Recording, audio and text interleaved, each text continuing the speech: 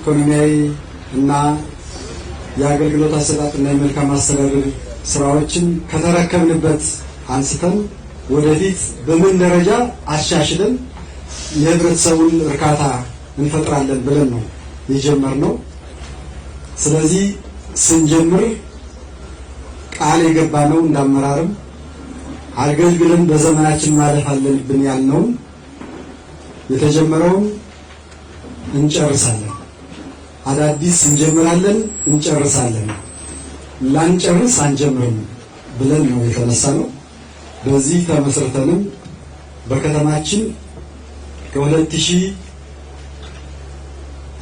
ዓመተ ምህረት ጀምሮ እስከ 2014 ዓመተ ምህረት የተጀመሩ የተለያየ ስፋት መጠን ያላቸው ከፍተኛው 40 ሜትር ዝቅተኛው 20 ሜትር ስፋት ያላቸው 21.5 ኪሎ ሜትር የአስፋልት መንገድ በስራ ላይ ተረክበናል ማለት ነው። አሁን ላይ ሁሉንም አጠናቀን የሚቀረን በማርዳ ቀለም ኤርፖርት መብራት ኃይል ያለው የ8.5 ኪሎ ሜትር ሊቀር የሚችለው 4 ኪሎ ሜትር አካባቢ ይሆናል ማለት ነው። ቀሪውን ወደ 17 ኪሎ ሜትር የሚደርሰው አስፋልት አጠናቀናል። የባህር ዳር ከተማ የመሬት ልማት ማኔጅመንቱን በካዳስተር እያንዳንዱ የከተማችን ቁራሽ መሬት መታወቅ አለበት በሚል ተጀምሮ የነበረውን የካዳስተር ስራ የከተማ አስተዳደሩ ወደ 25 ሚሊዮን ብር ስራው ተጀምሯል። ስራ እየሰራ ነው። አሁን የቤት ችግር የከተማችን ችግር ነው። ስለዚህ የቤት ማህበር በ2013 ጀምሮ መደራጀት የተከለከለ ነበር። ምክንያት ከዚያ በፊት የተደራጀው ማስተናገድ ቅድሚያ የሚሰጠው ስለነበር።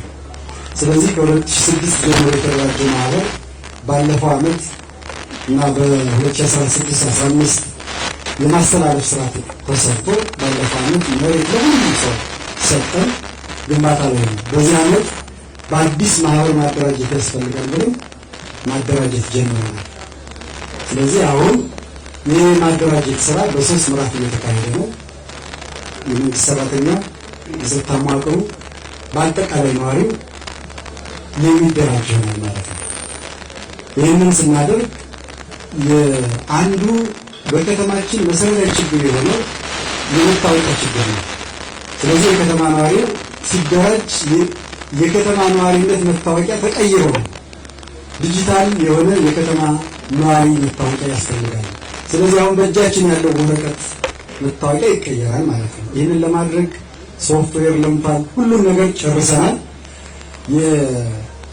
የማሽነሪ አንዳንድ መሳሪያዎች ግዢ በማካሄድ ላይ ነው ያለነ ማለት አሻራን እና ፎቶግራፍን የሚወስድ በመሆኑ ዲጂታል መታወቂያው ድግግሞሽንና ሌላውን ነገር የሚያስቀር ስለሆነ እዚህ በኋላ አንድ ሰው በዚህ ከተማ አንድ መታወቂያ ነው የሚሆነው።